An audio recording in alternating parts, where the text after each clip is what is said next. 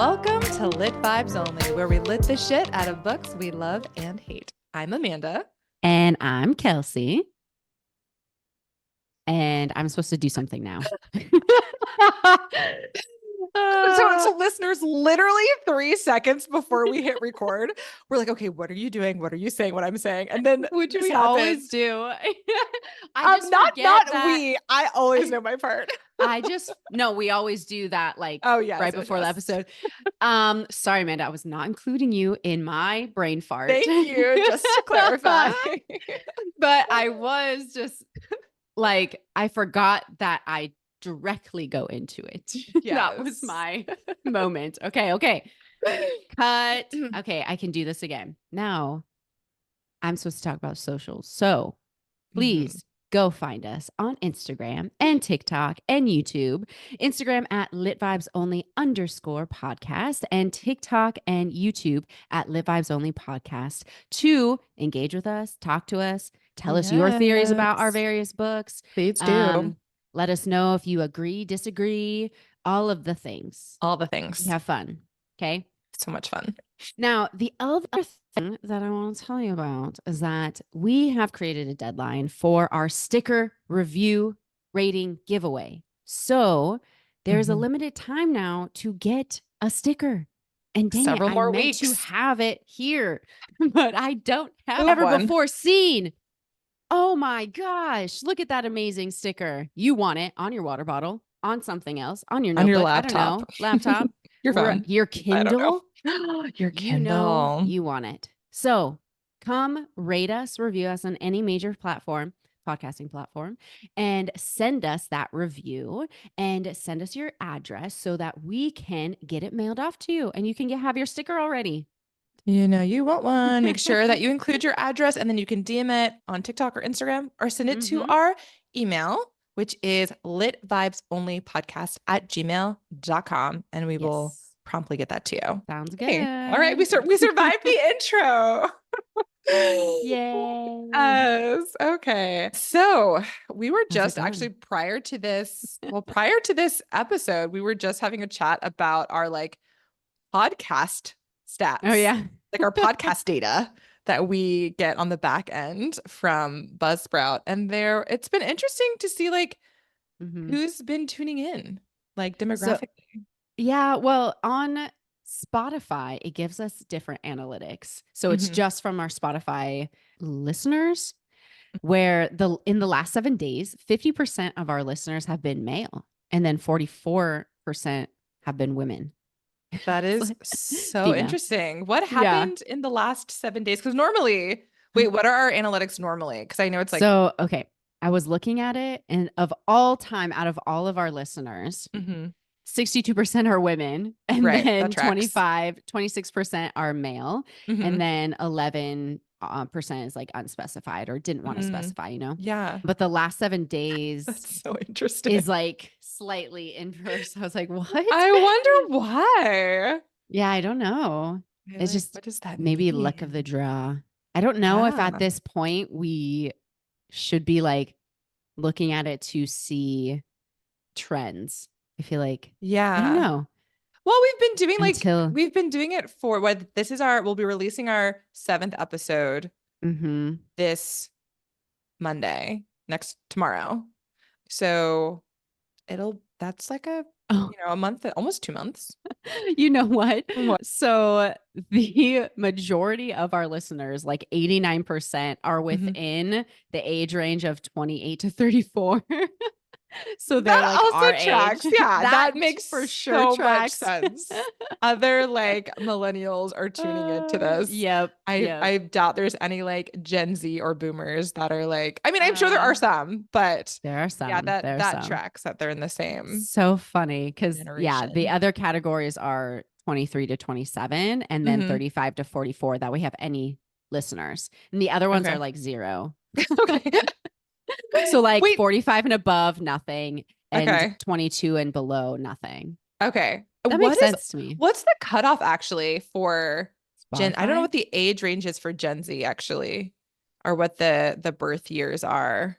So I feel like, are you going to look it up right now? Yeah. Because I feel like my high schoolers are for sure Gen Z. I don't think my middle schoolers are. I know. think What's they're the Gen new Alpha. one? I think they're it's Gen Alpha, right? They should be So like Gen Sigma. That's what they Gen should be called. Z. Oh my gosh. Yeah. A student told me the other day, something about me was Sigma. I can't remember what they were What a good referring to. compliment. I was Okay, like, Kelsey. thank you. So Gen Zers are born between 1997 to 2012. Wait, So the high schoolers. Oh, interesting. I didn't know it was 1997. That means some Wait, of my hold on. siblings are, which I mean tracks. I think some of my students were born in like 2011. Is that math adding up correctly? Yeah. Some of your middle schoolers, you mean? Yeah, that's what I said. Okay. Right? Yeah, because that would make sense because it's 2024. And so like probably some of like your eighth graders. Only half of them are really Gen Zers. And the other half are Gen Alpha. That's crazy. Crazy. Because it's like 2012, 2013, 14 now that they're being born.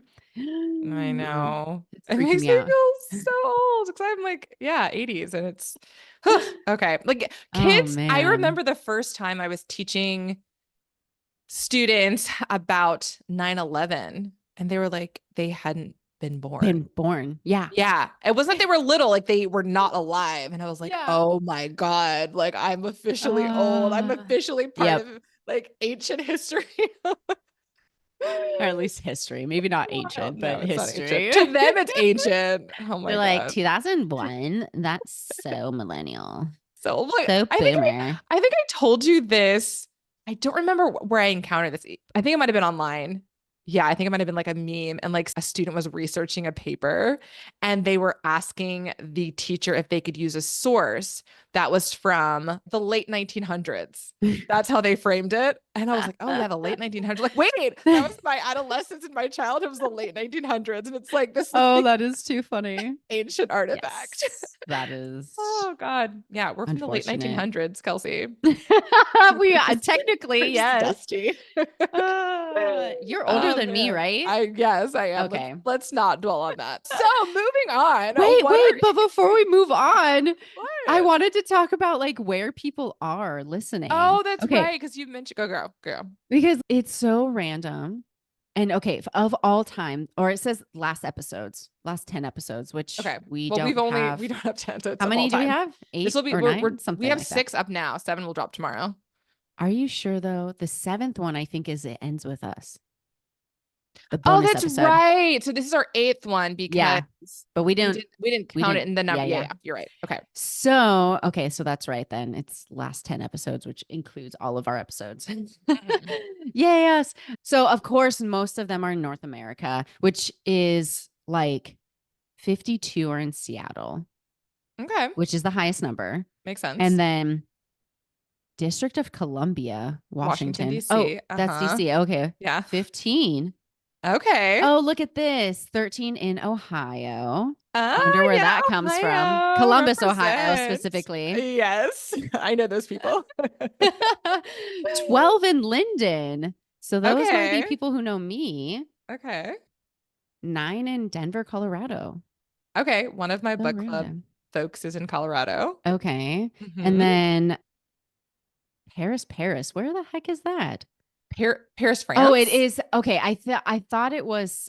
Yeah, it is Paris. Okay. France. But like, I thought it was because it said cities. And I thought it was only within the United States, but it's not. It's all mixed up. So there is 5 people from Paris. From Germany. My friend Leanne is over in Paris. So hopefully she's spreading the good word. It kind of looks like it because and she also has been in Germany recently visiting friends. So I think she's just like proselytizing for us and getting folks to listen to our podcast in Europe. There's 2 in Lawrence, Kansas, which is some of Cesario's family. Okay, I think it's specifically his brother's girlfriend. And her and I talk a lot about the books and stuff. Yay. She's an avid reader.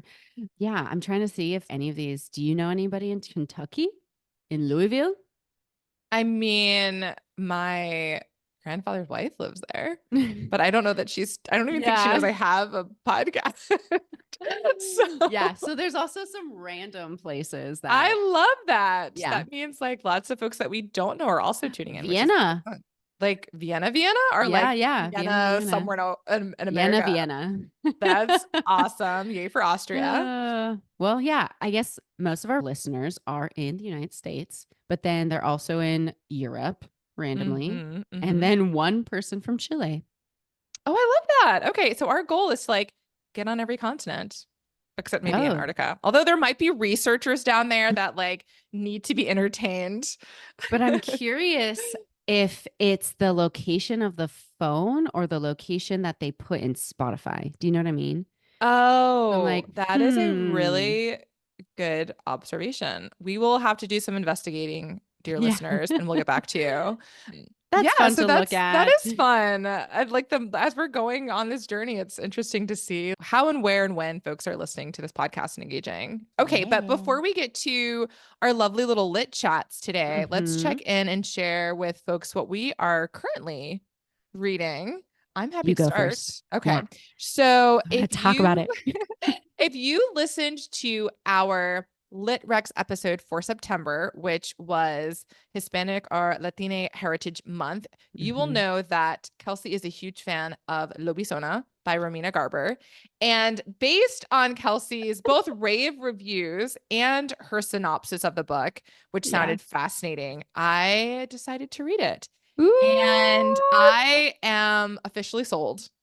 I'm a huge fan. I already am geared up to read like book 2, which is Cazadora. And I loved it. I gave it 5 stars.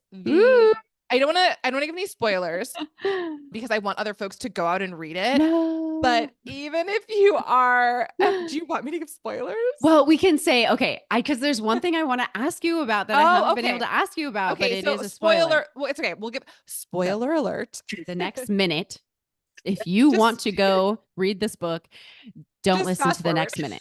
Okay? Okay. We'll put it in our show notes. Okay. Like where to start. So were you surprised at the end with the same-sex couple? Oh, by Seisan Kata? Yes. I did not see that coming. I obviously knew that Javier, like the friend, the big guy, like he obviously strongly hinted at that he's gay, but I did not see that coming at all. And I loved it. I was so shocked, and I was like, oh, this makes sense. It makes so much sense. And I like when surprises don't feel like they come completely out of left field. Like now that I have that information, like when I was like reflecting back, I'm like, okay, no, like I can see that making sense. I can kind of see things here and there. So it didn't completely just come up out of nowhere. But I loved that like twist, I guess. I don't know if that's the right word. I mean, it was a shocking revelation. There you go. Thank you. Yeah. Between that and the discovery out who her father is, it also, I had 0 guesses about that. Same. I would never have called it. And again, another reason I was like, yes, Romina. I know. I loved it. And I loved watching her like come into her own and like knowing who she is. And comfortable literally in her own skin. Like literally and figuratively. Yeah. And there's just so many good themes and well, that's the thing, because even though it's set in a fantasy world, the social commentary around like larger issues around immigration in our country was woven in both the fantasy world and the real world so beautifully and seamlessly. And then of course just kind of general coming of age themes as well. It was go ahead. The gender norms. Yeah, the gender norms. Exactly. Yeah. Like that was a big thing, especially in the fantasy world in Lunaris, and how restrictive that was and problematic. Oh, it was so good. Like if you should read it, even if you are not normally a fantasy person, I think you will enjoy it. Because also it's not like fully fantasy, right? No, it takes place in the real world too. Yeah. But it kind of goes in between both worlds, which I also loved. It gives some. And it literally blends the two worlds, right? Because gosh, the place where's the school at? What is it's not Miami. The Yeah, but what's land. the name of it's Labyrinto? Then it's the labyrinth in English, but that's where the school is. Oh, And I it see. is this halfway point. It's half Lunaris, half Right, right, the right. real world. And so it Mhm. literally is a blending of, yeah, our world Mhm. and the fantasy world. Okay, I'm done talking So about glad you that, but I liked just it. read that and I really liked it. What are you reading, Kelsey? Well, I just finished You Had Me at Hola, which Oh was yeah, which that's was one of right. my That was recommendations for the same episode. Hispanic Yeah. Heritage Month. I did just connect it. Mhm. It was very cute. I really did like it. It was fun too. Yeah, it was great. I Okay. also read another Alexis Daria, and I was nervous going into what You Had Me at Hola, because Mhm. I read at the end of September, what was it? A Lot Like Adios. And Mhm. that one was like way more smut, like Mhm. so intense. And I was like, Mhm. what is this even for? That was like, some of it was like a lot. And so when I got to You Had Me at Hola, I was a little nervous that it would do the same thing, but Mhm. it doesn't. And I was happy about that. Okay. So it wasn't just like smut for smut's sake. Yeah, Like yeah. it was Where I more think the okay. other one kind of was. Okay. And that, Yeah. like a lot of people who read romance love it for Mhm. that. And so I can understand why a romance author would like lean into that pretty heavily.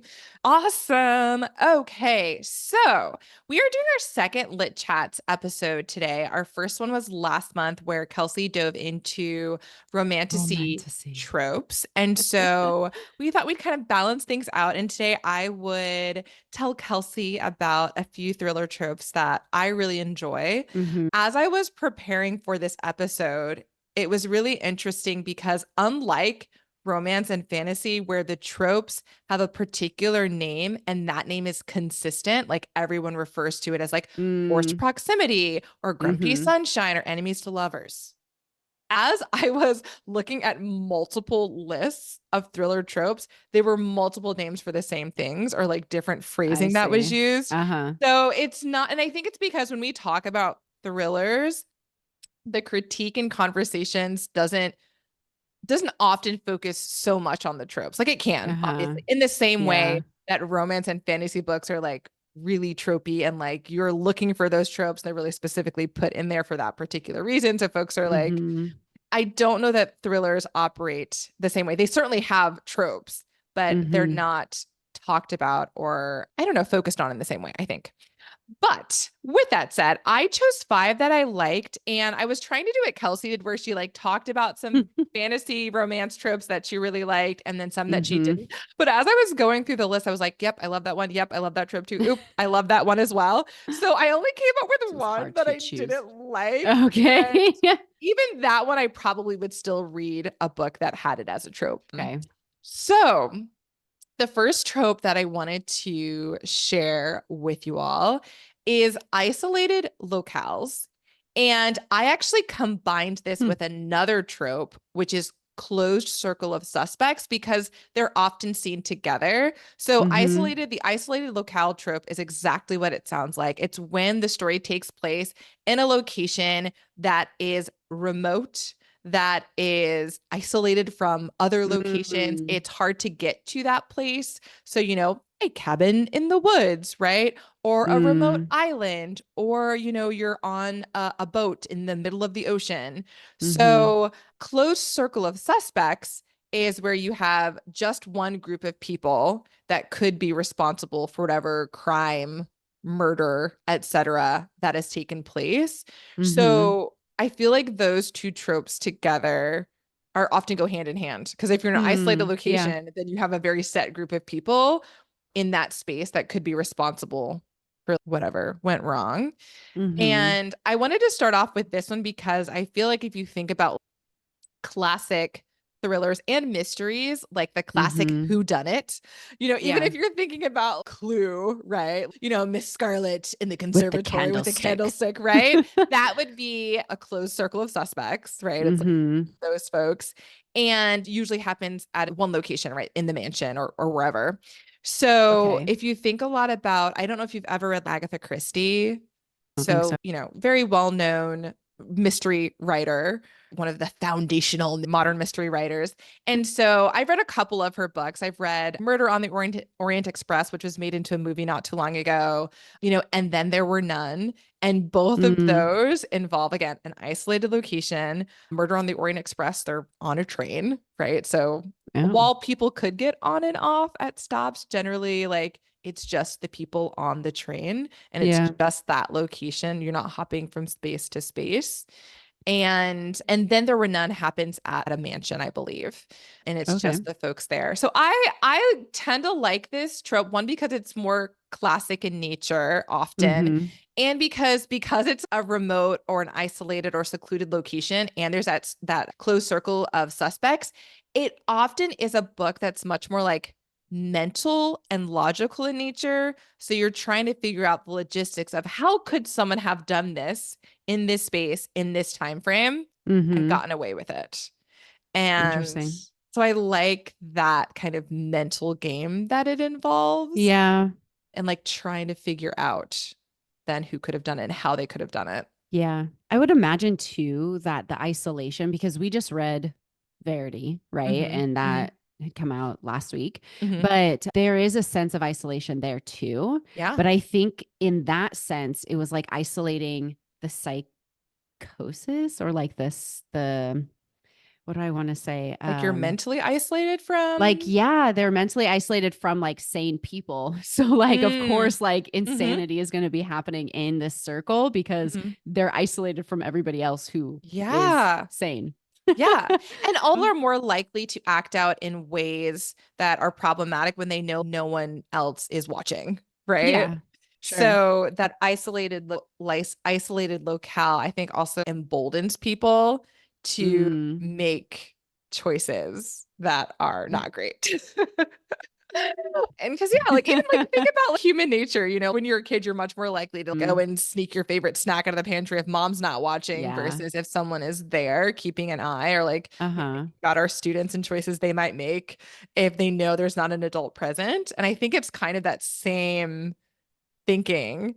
And so you do find that a lot in thrillers and mysteries. I read, so if you've read any, which I doubt because I know you're not a huge thriller person, but Lucy Foley is a pretty well-known thriller writer. Her books are kind of hit and miss for me, but she wrote a book called The Guest List, and that takes place on this island, this remote island off the coast of Ireland, and it's where a wedding is taking place, and someone winds up dead, and we have to figure out who it is. I read another book ages ago called The Woman in Cabin 10, and that one, it like takes place on a boat and somebody dies. And it's like, okay, well, there's only a certain amount of people, right, that could be a suspect based on who's on this boat or who's on this island. And usually in those books, because again, it's remote, because there's a close circle of suspects, there's a lot of creativity in how these murders or crimes take place. And I really appreciate that.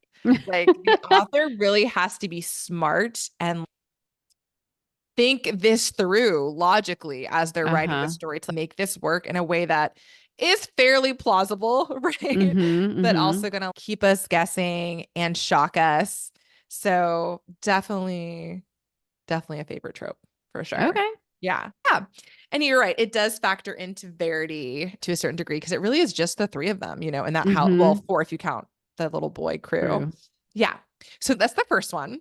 The second one, I think this will probably maybe tie into like romantasy a little bit because I know like there's academia tropes in romantasy. And so this is not a trope, but it connects to some thriller tropes, and it's like the dark academia subgenre. And I'm actually going to read a quote from bookriot.com that kind of sums up really nicely that says, quote, thematically, it's all obsession with truth, obsession with perfectionism, obsession with death and beauty. The search for knowledge and uncovering a hidden truth comes at a cost. The protagonist is required to give up something treasured, such as friendship, privilege, or morality. And so like within this dark academia subgenre, a lot of bad things can happen. So these are thrillers and mysteries that obviously take place in a school setting. It's usually a university because they're adults, committing crimes Okay. or older adolescents. Mm-hmm. Sometimes it'll take place at maybe like a boarding school, like a high Mm-hmm. school. So it's usually university or high school, and it can either be events that are happening in the present in a school setting. So it's students who are currently in university, students who are currently in high school, and they do something bad. Someone winds up dead, Mm-hmm. or it's somebody who is reflecting back, like, oh yeah, 20 Mm. years ago, right? When we like killed our friend and like tried to cover it up. And now the truth is coming out and everyone's in jeopardy. So like the past is coming back to haunt them and they have to reckon Mm. with it in some way. Okay. And that's often the way dark academia will show up in the thriller and mystery genre. And yeah, again, I enjoy reading about books about people behaving badly. And so I really like this genre, especially because I've read both the contemporary fiction and thrillers that have this theme. So I Mm-hmm. don't know if you've ever read The Secret History by Donna Tartt. It's another one of my favorite books. And Mm-mm. it follows this group of college students Mm-hmm. who make some bad choices and things unfold from there. And then the same thing with another book that I like, If We Were Villains. It's a group of students at a theater conservatory, like that focuses specifically on Interesting. Shakespeare, and Okay. someone winds up dead. And this one is where they're kind of reflecting back on the past. So this happened years ago. Someone was convicted of the crime and he's now been freed. He's out of prison and they're trying to figure out Mm-hmm. what really happened all those years ago. Mm-hmm. So yeah, I like that one because it can get really dark and twisty and the lengths that people will go to cover things up. Hey, okay. So I I've don't know never read a book like that. I mean, okay, academia, yes, but that typically just means like you're at a school. sure. It's happening Yeah. at a So school. like Like Lobizona has, Lobizona, yeah, yeah. yeah, yeah. They're like Doesn't at necessarily this. have ties to like what you said at the beginning, where it's like Mm-hmm. truth, Mm-hmm. obsession with knowledge, like things Mm-hmm. like that. Mm-hmm. I'd have to look back at it, but I don't think Yeah. so. Interesting. Because sometimes they're using their knowledge, the things that they're learning at school, whether it be about philosophy or like worldviews and Yeah. things, to justify Oh, these uh-huh. choices that they're Yeah. making, which is definitely factors into like the secret history. So that's another one that I really enjoy. And it also then moves us really seamlessly into to the next one that I like, which is toxic friendships slash cults. Oh, cults So are like interesting. obviously in dark academia, you can have a cohort of like schoolmates, right? Who are Mhm, in really mhm. problematic relationships with each other. And again, then Yeah. leads to disaster. And it can also often have again themes of obsession where someone is obsessing over someone else or is really jealous of another person's life and then wants to take that for Mm, themselves and again makes poor choices. creepy. But that also has connections to cults, especially because that toxic friendship, one of the ways it can manifest is someone bringing someone in, right? Uh-huh. To an organization or a Yeah. circle of people that are doing bad things. Interesting. Yeah. And so, Actually, yeah, yeah, go for it. that reminds me of this Atlas complex. And that's like Mm. kind of what it is. It ended up being like a cult where it's like Oh, they ended up having to, and spoiler for anyone listening for the Atlas 6, you find out that they have to murder one of themselves in order to continue. Like oh God. this thing requires like a sacrifice. And so, yeah, that is a cult That is definitely culty. over Yeah. knowledge, like Yeah. over the desire for knowledge. Okay, so that actually does kind of tie into dark academia and in a Okay. way because that Yeah. quest for knowledge and what people are willing to do, I think, in order to gain it, even if it's not necessarily in a school setting per se. Mm-hmm. There's So that interesting. yeah. So with this one, in terms of like the cult, it can kind of again show up in different ways. Like it could be someone who's perhaps who's in a cult and is trying to get out and is like trying to escape and live their lives, or it could be about someone who was in a cult in the past and the ways in which the choices that were made are like now impacting their present life, like the things that were Yeah. done in the name of this cult or while they were a member is coming back to haunt them. And even if Yikes. they weren't the person who did the thing, like the like mental and emotional impact it's taking and like how that's now playing out in their life. So when I was thinking about this, I was like, when is the last time I've read a thriller with a cult in it? I couldn't think of one, but I did remember reading this book. You're going to appreciate this. It's technically historical fiction, sort of. It's like very, like, it's very, they took a lot of like artistic license, but it's called The Girls. And Okay. it's about the Manson murders, like Charles Manson, and the women who were part of his group and how they fell underneath his spell, essentially, and ended up doing really horrific things as part of his cult.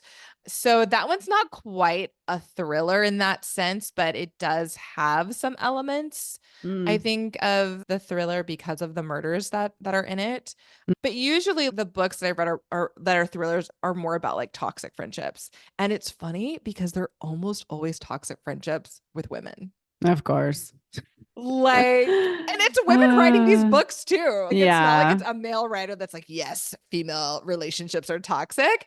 But I read An Anonymous Girl or like the It Girls. It's always women doing really horrible things to each other. And I genuinely cannot think of a book that I read about male friendships that it was really toxic, except for where it was like a group of people. So again, going back to that dark academia, where it's like a group of students that are both, you know, guys and girls. But rarely do you just see a thriller about two guys Yeah. who were involved in a toxic Huh. friendship and like it went sour. That would Which be I'm like, interesting. I know, I'm like, I wonder why that is. Well, we Um, know why that is, right? I mean, yes, but these There's are women writing these books, and it's like you're reinforcing problematic stereotypes about women that were like vindictive and catty and are willing to murder if we feel threatened by the other women in our lives. Like, what? that is Uh, strange. yeah, That's like, I mean, maybe this is like around the time where it's like shifting, hopefully. But let me know maybe. if we find books, because Yeah. this reminded me of a book that's on my TBR. It's called Bunny, which is, Mona again, Awad. did you Uh-huh. read this We read one? that in book club. We had so many thoughts.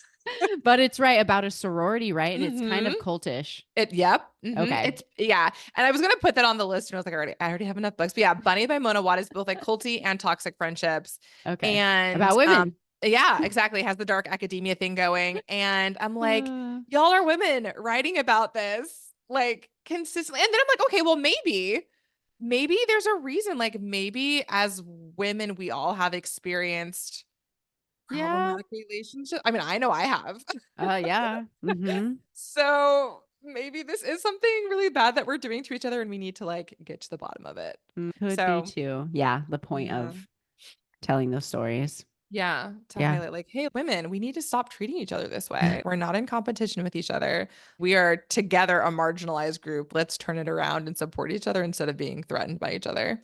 But yeah, I thought that was really interesting. So I have two more, and I'll end my favorites with my absolute favorite one. But the Okay. other one that I really enjoy, and I actually just read a book about this not like a couple weeks ago, is the Uh-huh. missing persons trope. So either Okay. they're on a quest to find someone who's gone missing, right? And that's Okay. the point of the book. They're trying to find this person who's disappeared, or, Mm-hmm. and I like this one better, is where someone went missing like 10 years ago and then they suddenly come back. And we Oh. have to figure out where they were and what happened and why they returned. And that was the case in the book that I read recently, which I think I actually mentioned in a previous episode that I was like currently reading or about to start reading it. It's The Return of Ellie Black by Emiko or Emiko Jean. And yeah, this girl goes missing. And I think it's like 2 years later. Damn. And she shows up and everyone's like, WTF, where have you been? What happened? Yeah. And you know, she's being withholding about where she's been and Mm. why. Mm-hmm. And yeah, just like, I don't know, it just like sucks you in. There's like the mystery element. Yeah. I I would probably like that. think you would. I think you would. And it's not they're not well, they can be creepy, but I feel like they're not as generally creepy as some other thriller tropes. Yeah. I think the one maybe like trigger warning is that generally when people go missing, it's women. And Mm-hmm. oftentimes as women of color, when we go missing, not a whole lot of people care. And so I think Mm. most of these books, when it's missing women, the ones that I've read, they're almost always missing white women. I don't think I've ever read a Hmm. thriller about a missing woman of color. And They might they're they probably I hope probably they're exist. probably out there, but I think it also just speaks to the fact that generally as a society we have much more of an obsession with missing white women versus Mm. missing women of color. They Yeah. get a lot more attention from the media and Yikes. from, police forces, the FBI, etc. And when a missing woman of color, when that situation arises, it's like, you know, Yeah. and Crazy. so I feel like that's also reflected in the literature, which is like, okay. I mean, Mm-hmm. Mm-hmm. This um, yeah, go this ahead. reminds me of, did you ever watch the OA? No, no, It what was is on that? Netflix. The OA. Oh my God, Amanda. This show Oh is no. so good. Oh, okay. I think we're gonna say it's so bad. No, it's so Okay. good, but it's exactly that, where this woman went missing, white woman. Hmm. Hmm. um, and then comes back all of a sudden. I don't know how many years later. It was years. Mm, And then yeah, she's also not forthcoming about what happened, mm. but it actually ends up being more like sci-fi and Okay. almost extraterrestrial Was like. she kidnapped by aliens? So no, Okay. it's not like exactly like aliens. It's just like, Okay. and also I probably described that poorly, but it Okay. definitely is like it has a sci-fi feel to it where it's Okay. more like a mystical type thing around Oh. like being able to travel to different worlds and stuff. And it's very, very good. However, Okay. warning is Okay. that they only did 2 seasons Okay. and they were supposed to do 5 and then it fucking got canceled. And it was like Oh. it was seriously like the most anticipated show I've ever watched. And Huh?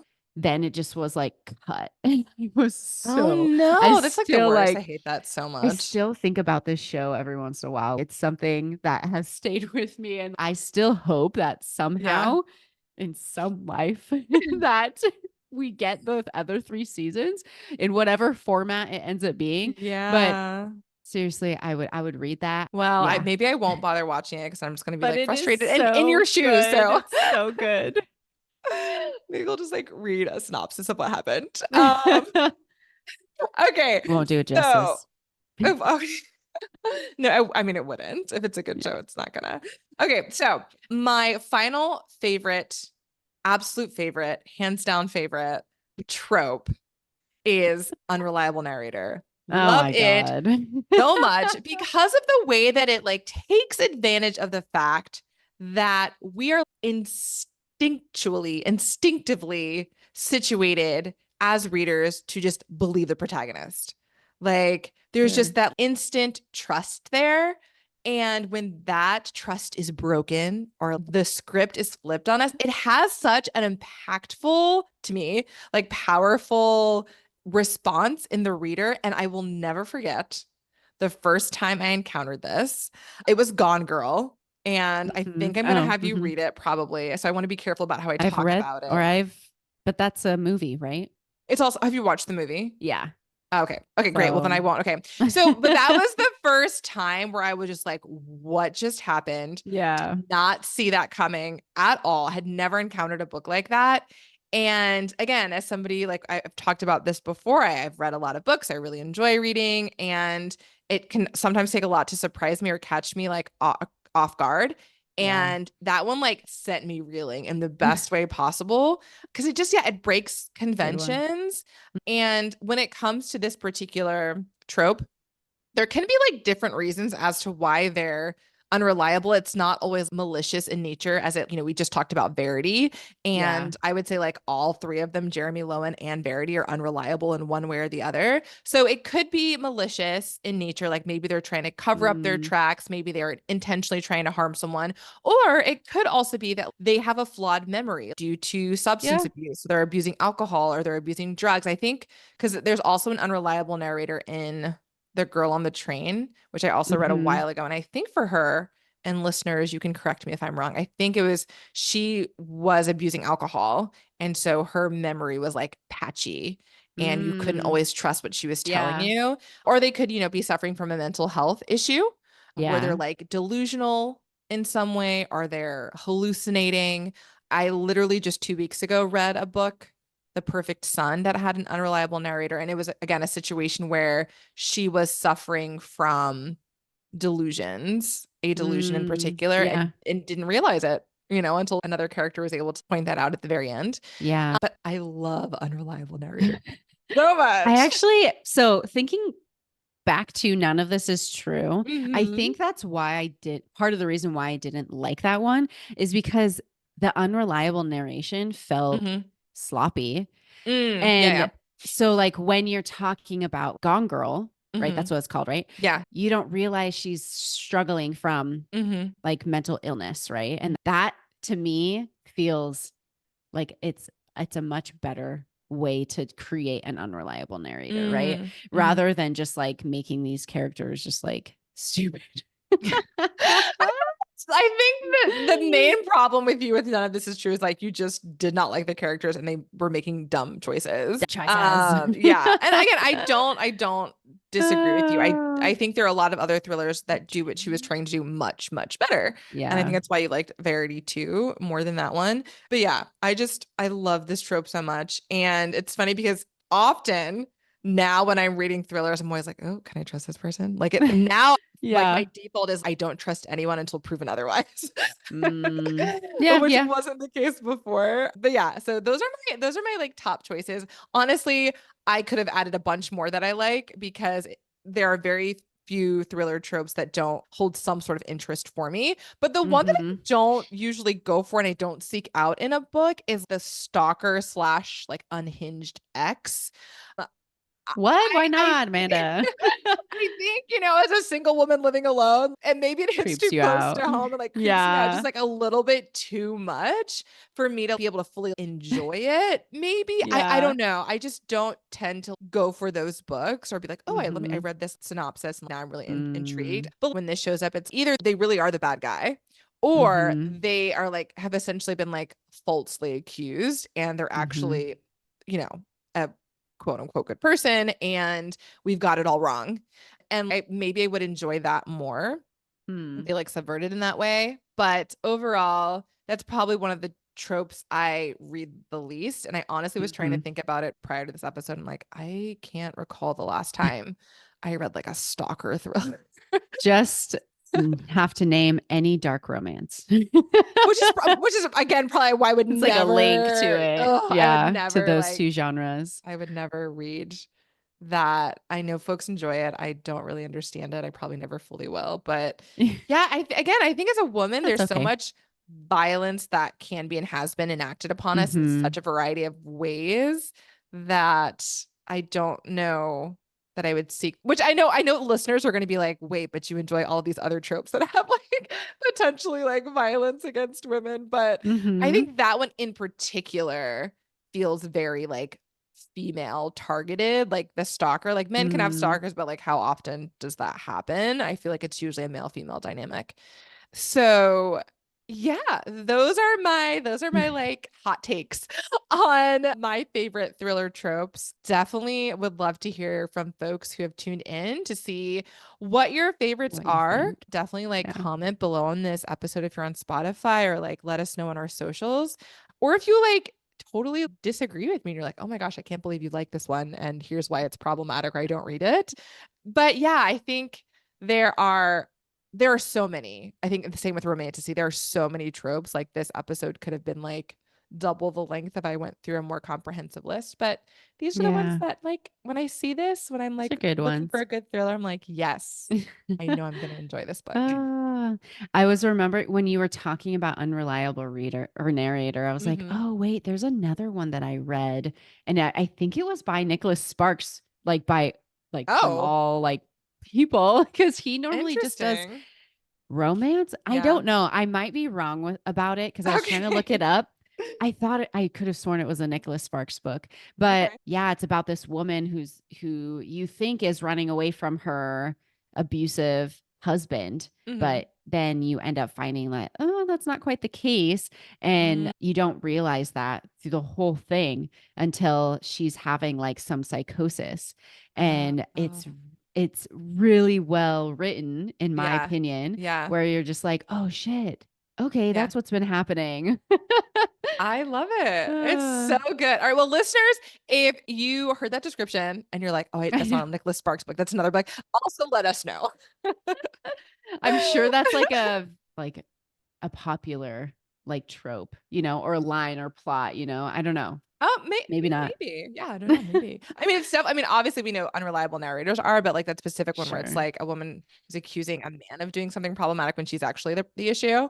I think that's, yeah, I'm sure that's in quite a few stories and films and TV shows. Yeah.